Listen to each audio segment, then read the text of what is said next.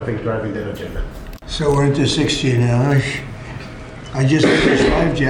I was a leader on 5G, getting that, and now they're up to 6. Let's do it again. What does that do? Give you a little bit deeper view into somebody's skin? See how perfect it is? I like the cameras the old days. So they just said it's a nice feature. Now they cover every little bit. See, Michael, you're in good shape. But I tell you, so the 6 is coming, huh? Does it ever end? And what happens? You'll be into 7, right? Before 6 gets old, you'll be into 7. Anybody have anything else to say? Anybody? The other thing is important to thank you as well for the openness of your organization and your team. We always find people that want to hear what we need and is willing to design programs that will support us. So thank you for Well, we're here, certainly we want you to just dominate the whole world in terms of what you do. It's a very important world. And you're doing that. We're making it easy for you. And that means you're going to do it faster. It's more jobs. A lot of good things happen. Right? Go ahead, please.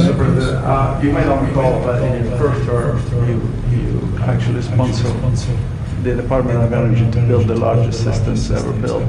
And thanks to your sponsorship, the Department of Energy owns the 3 top supercomputers in the world. And we build it with them. And these are systems that can do quintillion operations per second. And that means we can solve a lot of... You made that possible.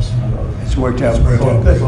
So now we're going to do the next generation. Good. Sounds good to me. Any questions? Can you explain a little more about this fentanyl and oil tanker and share a little more information? Well, I'll let the people do it, but you see good levels. Michael, please go ahead. Absolutely. As everyone in this room probably knows very well, leadership in science and technology has been foundational to our economic and national security for 4 decades. And because of the policies that you have championed and the private sector partnerships that you've made, America currently is leading the world in S&T, and it's benefiting all Americans every day. The one thing that I want to remind this group of, and many of you know, the president has been arguing for American leadership in AI well before ChatGPT was even invented. The president signed an executive order on artificial intelligence leadership in 2019, which stepped the stage for the revolution that we're seeing today. In the past year, we built on that. We signed out the AI Action Plan in July of this year, which the president launched here in Washington, along with 3 EOs. And I know a lot of that effort is around creating a regulatory environment to allow for companies like yours to thrive, for the applications that you build to have the biggest impact on Americans every day. So thank you for everything that you do, and I know we're going to keep working together to make sure that America is the home for the next great technological discoveries. Thank you, Mike. And Michael? Thank you, sir. Well, look, we greatly appreciate the focus the administration has on lowering energy costs. And energy is the substrate of manufacturing at the industrial level and really an incredibly important input to the economy. We can't be competitive without a super low cost energy industry. And had a great meeting earlier today with Secretary Wright, and really appreciate all the work that he's been doing. This is, of course, incredibly important when it comes to AI, because it does consume a great deal of power. All semiconductor manufacturing consumes a great deal of power. Another big area of focus for us is how we can take all this great AI technology, the AI stack of the innovative companies here in the United States, and sell that around the world. And I'd like to ask Arvin to speak a little bit more about this. Arvin? Thank you. So, Mr. President, first, really would like to thank you for everything you're doing for economic growth, as you said. I completely agree with you. Economic growth then drives a lot of other benefits to everything else. We also want to thank you for all the work you're doing on deregulation and making things easier for business to participate in that growth. Michael spoke of the AI stack. It's incredibly important that under the action plans that you have laid out and Michael Francis spoke of, we really help promote the AI stack, which is not semiconductors only, but incredibly important. But semiconductors, it's software, it's the systems which many of us here build, and it is the software applications on top. The ability to take those to all our friends in countries, to all the friendly countries, is going to be very, very important. And we wish to work with your government to make sure that we can do that, because otherwise we're afraid that competing companies are going to be able to get that stack. So we would say that. Anything that you're looking at that we can help you with so that you create a bigger and better IBM and hire a lot more people? Anything you need? A few countries, we'll speak to members of the administration to make sure that those can go and that barriers get lowered to being able to do it quickly. We agree countries are necessary, but lower barriers will be very, very helpful. You mean tariffs? No. Because are these countries are they tariffing you? Making your life difficult? Are they doing anything else to make it It's the ability to take certain systems which have semiconductors inside them into these countries. So right now, because we have controls on where all the semiconductors can go in the entire system, is restricted. That's what we want to do. The same as How many countries do that? probably a half dozen. So I can tell you that. Yes. I know every country. And we have ways of combating that quickly. You let me know. And the last part I'd like to say is I'd also like to thank you for all that you're doing to help modernize government itself, because we think that that's incredibly important. You know, you made a number of announcements, but a couple that I'd just like to point out, we worked with Commissioner Frank Bisignano to help make social security better. So I'd like to thank you for your help with that. And we work with him on making IRS. He's done a fantastic job. He's done a great job, Frank. He's had a great career. He's actually left a tremendous career. Where his salary, I think, was 100 times greater than his career. And he was a JP Morgan Chase, and he's no stranger. He did a great job in Social Security. Quickly. And we hope to help replicate that now at IRS. Thank you very much. Good job. Cristiano, please. First of all, thank you for your vision. Thank you for understanding the importance of the American private sector industry, I think, in the growth of the economy. I want to just build on some things that were said by my colleagues. I think we have built probably one of the most advanced technologies in the world. And part of it is because I think the commitment to innovation that we have in the country, but also the fact that it has been American technology for the world. So I think we have an incredible opportunity. When I think about what Michael said about exporting AI, I had a conversation with Secretary Howard. Now that the trade deal has been made, it is an opportunity to really build on those trade deals and export, I think, American technology. And also, as we think about the technology, it's an important factor to drive the reindustrialization, I think, of the country with technology. So we're incredibly excited about that. I think it's a big opportunity. I think it's the next wave of growth that we can build on those trade agreements. And I think it resonates what also Harvard said about the importance of the American technology stack. And then we're just going to finish with 2 points. There are 2 exciting things happening in the world of technology coming right now. One is as AI becomes a new form of computing, AI is going not only to the data center, but to everything, to cars, to PCs. And we see now the ability to run models that you can only run AI in the data center. You can run that on a microcomputer, on a computer, on a retail, on a server, a small server on-premise. So I think we're going to see the proliferation of AI. The other one is 6G. We have made commitment working with your administration, working with the FCC. We're going to accelerate 6G. We're working to launch first in the world in the LA Olympics. And I think that's another opportunity for America to lead in the next wireless evolution. So thank you. Thank you for the opportunity. Thank you for your partnership. And we'll be hard at work. So we're to 60 now. I was a leader of 5G getting that, and now they're up to 6. What does that do? Right, shalom, giving all praise unto Yahweh Shah, Bashim Kodash. Double honors unto the apostles of Great Millstone, and I honor your brothers that be pushing this truth in sincerity throughout the 4 corners of the earth. But above everybody, you're coming out here to give this truth for the grace and mercy of Yahweh. Bashim Shah, Bashim Kodash.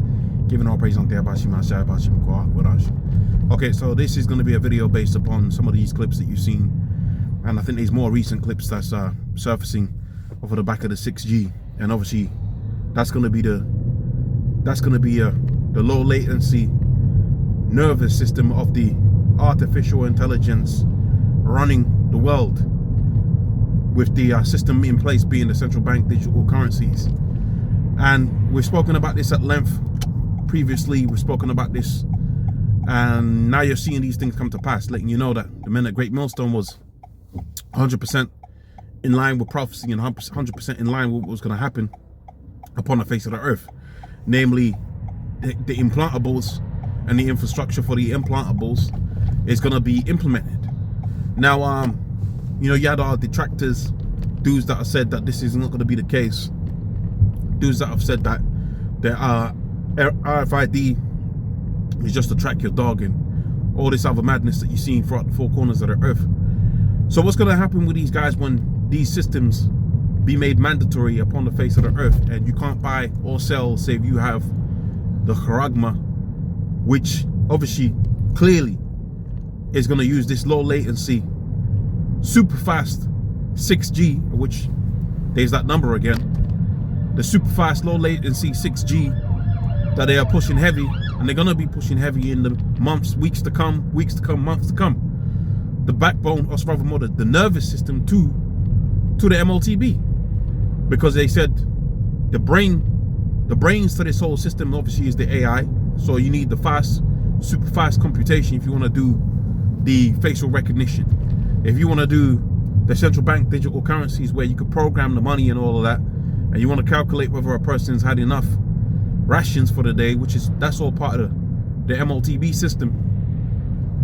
You're going to need that super fast computer, that super fast AI. And they spoke about that within this little infographic that we just watched. They spoke about Trump being when he first came in, he came, remember, he says the last Trump, remember? Okay, so maybe not the first term, but the last term of Trump. We'll see if that be the case. Lord's will it is, because that means we're very close to the end of this thing. But remember, they said that the first term that he was in in the position of power, they pretty much set him up to be. They pretty much set him up to push the 5G, right? And now he's pushing the 6G. And he said as part of the first time he pushed the AI, and they was able to get the quintillion calculation computers with the system and with the administration that you had before. So this whole infrastructure is right before our eyes. The whole infrastructure. Would you need quintillion calculations to be made so instantaneously, and why would you invest so much money into that system? Because it's going to be necessary to have those super fast calculations in the system that they're trying to set up. That's going to be of a very, very important backbone to their infrastructure. Okay, that's going to be super important. Again, like I said, when you want to do the facial recognition, when you want to do all of that, when you want to do what's known as the predictive crime and all of that, you're going to have the AI and the supercomputers. You're going to have the AI, right, to do all of that, working around within the background. But also understand that the scripture speaks about there's not going to be a person that's going to be able to buy or sell, say if they have the mark, right? Okay, so you got a mark.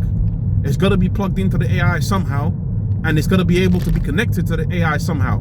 Now, the 5G is one thing, but you probably need instantaneous connectivity for the system to be optimized, right? You probably need low latency in order for you to be able to, for Esau to be able to micromanage the earth like how he wants to micromanage the earth. Remember what Esau was trying to achieve is to obtain the birthright that was given unto our forefather Jacob. Our forefather Jacob was given the rulership over the earth. And when you see the facial recognition system with the help of the AI and with the help of the supercomputers, when you see the low latency 6G system with the MOTB being the reason for these particular things, you got to come to the conclusion that this is all done in an effort to try and obtain the birthright that was given unto our forefather Jacob. This is what Esau is trying to go for, nothing else. He ain't doing this for humanity's sake. He's not doing this because he's trying to take the revolution to the next level so everybody's going to be freer from work like they said. No, they're trying to have a total grasp of control over the earth. This is the objective, and this is what the MOTB, right, is going to allow them to have. That's what the MOTB is going to allow them to have. And when you understand that the MOTB is going to allow them to have that, you got to think about what's going to be the infrastructure in order to obtain that. Again, connectivity. Connectivity is important when you want to have digital currencies as the main thing. Okay, remember your transactions right now, depending on what transaction it is, it could either be taking a check, used to take like 5 days, whatever, right? Now you can get the instant pay with a new tech that they're bringing out right now with a 6G, right? You can have those instantaneous transactions that they want with a system that they're trying to get set up upon the face of the earth. So they you know, all the pieces are coming together, man. All the pieces are coming together, and you know, you got these scoffers out here talking of madness and talking all kind of craziness, but the reality of the situation is we can see this thing for what it is. The chip is coming. Okay, I'll go as far as saying this: the chip is already here. They just need a perfect excuse in order to make it mandatory. The chip is already here. Okay, they just needed a perfect excuse to make it mandatory, man. But these things are already before us, and they're gonna use some excuse to bring it all together, and boom, that's it. Everybody's in a line at a chipping station. Anyways, hopefully that's been enough edification. You got to do some more research on this and check it out for yourself and see what's really being put together right now, and you'll see one of the benefits, or some of the benefits, that they've mentioned as part of the 6G is wearables, implantables, right? So-called health reasons where you can have real-time integration with the system. That's all MOTB tech. That's all MOTB tech, right? Look at the benefits for the 6G. You'll see wearables, implantables, right? Basically merging man with machine. That's what the main benefits of this 6G is going to be. Merging man with machine, right? So let it be, man. Let it be. With that, I'm going to say, all praise unto Yabashim Kodash, double honors unto the apostles of great millstone, honest brothers that be pushing these truths in sincerity. I'll see you on the next one. Shalom.